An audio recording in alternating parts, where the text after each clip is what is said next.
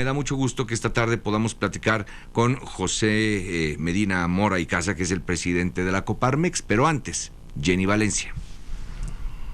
José Medina Mora y Casa es actualmente presidente nacional de la Confederación Patronal de la República Mexicana. Es licenciado en Ingeniería Civil por la Universidad Iberoamericana. Cuenta con 2 maestrías de la Universidad de Stanford, la primera en Ciencias de Ingeniería con especialidad en Sistemas y la segunda en Administración de Empresas con especialidad en Finanzas, así como un doctorado profesional en Dirección de Proyectos de Ingeniería por la misma universidad, además de una maestría en Gobierno y Políticas Públicas por la Universidad Panamericana Campus Guadalajara. Es fundador y presidente del Consejo de Administración de Compus Soluciones, una empresa mayorista integradora de soluciones de tecnología de información y comunicaciones. En 2007, la revista Expansión lo colocó entre los 100 empresarios más importantes de México. En 2011, EGI lo nombra Emprendedor del Año en el sector de tecnologías de información.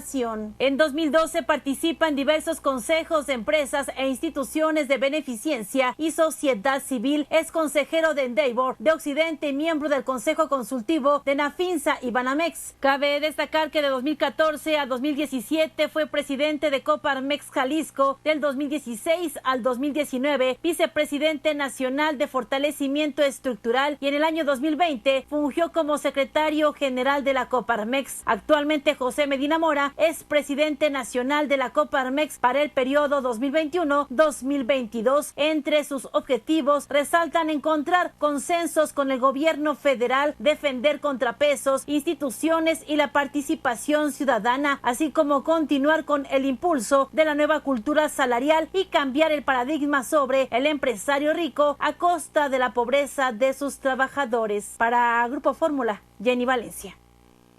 Muchas gracias, Jenny. José Medina Mora y Casa, presidente de la Coparmex, a nombre de Joaquín López Dóriga y de este equipo, del mío propio, te saludamos con mucho gusto esta tarde. Pues estamos ya en épocas de presupuesto y como lo has planteado en tu presidencia, José, ¿ves un mayor número de consensos o de disensos? ¿Cómo te va? Sí, muy buenas tardes, Mario. Gracias por abrirnos el espacio.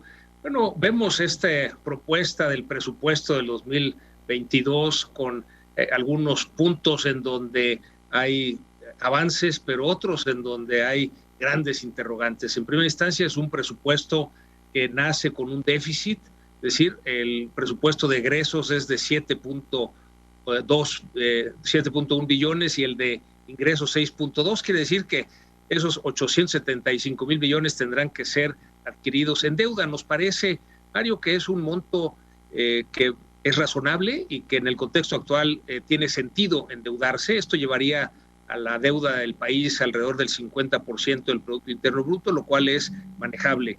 Por otro lado, nos parecen optimistas las premisas que plantea la Secretaría de Hacienda cuando dice que habrá un crecimiento de la economía mexicana del 4.1% en el 2022, cuando la OCDE, el Banco Mundial, el mismo Banco de México y la Banca Comercial México han proyectado entre 2 y 3% este crecimiento.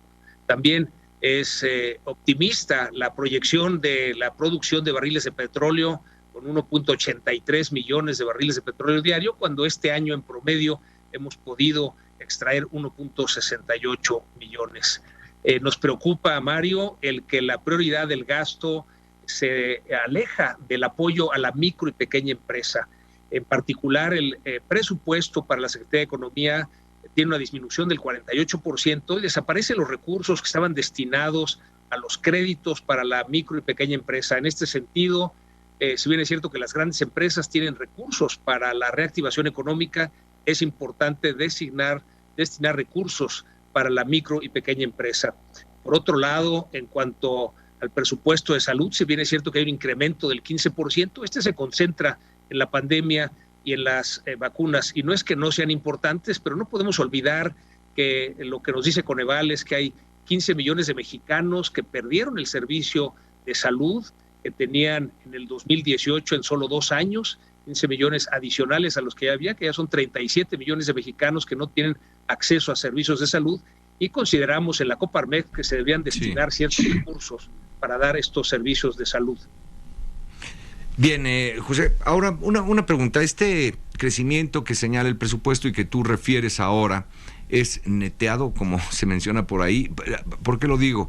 Porque cayó tanto el crecimiento, o decrecimos tanto durante la pandemia, que estas cifras, digamos, eran tanto cuanto esperadas, pero no corresponden a que realmente el país está creciendo 4.1, realmente se está recuperando. Entonces, ¿cómo lo verían ustedes?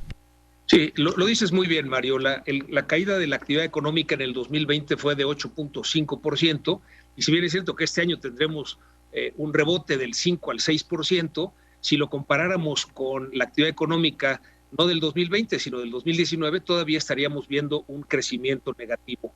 El reto, Mario, es que efectivamente logremos un crecimiento sostenido para el 2022, 2023, 2024. Ahí es donde este presupuesto estipula un crecimiento del 4.1, que es superior a lo que esperan los expertos tanto nacionales como extranjeros, lo cual se puede traducir en que haya menos ingresos para el gobierno y por lo tanto se tendría que cubrir con un endeudamiento adicional, Mario.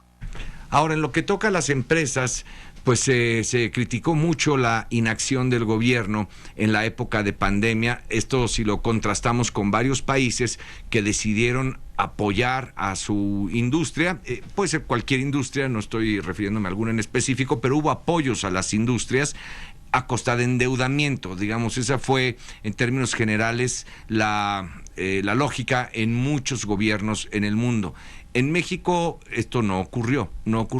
Ahora se habla de un endeudamiento como el que mencionas de poco más de 800,000 millones de pesos, pero tampoco impacta fuertemente a reactivar la economía y, como tú dices, a las pymes, ¿no?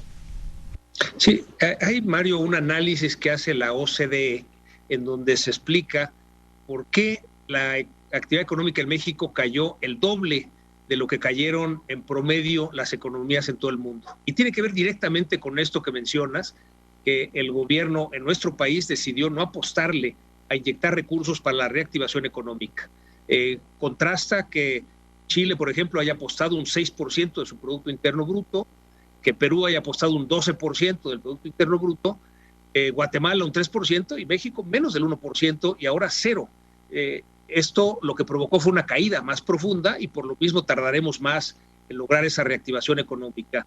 Sí preocupante, Mario, que sobre todo micro y pequeñas empresas no reciban apoyos, que lo que se requiere es crédito para poder superar esta crisis. Todavía no recuperamos los empleos formales que se perdieron en la pandemia, que fueron alrededor de 1.100.000 empleos. Todavía falta por recuperar 200,000 empleos, más los que teníamos que haber generado durante este año, durante el 2021. Sabemos, Mario, que tuvieron que cerrar más de 1 millón de empresas, sobre todo micro y pequeñas empresas. Por lo mismo, esperemos que en el trayecto legislativo los diputados puedan hacer estas correcciones y asignar recursos para lograr esta pronta reactivación económica y con eso la recuperación del empleo que tanta falta hace. Bien, pues José Medina Mora y Casa, presidente de la Coparmex, muchísimas gracias por haber aceptado esta charla, esta entrevista que seguramente tendrá reedición ahora que esté Joaquín de regreso. A su nombre y el mío propio te agradecemos y éxito en las gestiones que tengan ante los legisladores para que el acomodo de los dineros pues sea un poco más satisfactorio e impulse la actividad de las empresas. Muchas gracias. Muchas gracias, Mario. Buenas tardes. Gracias, muy buenas tardes.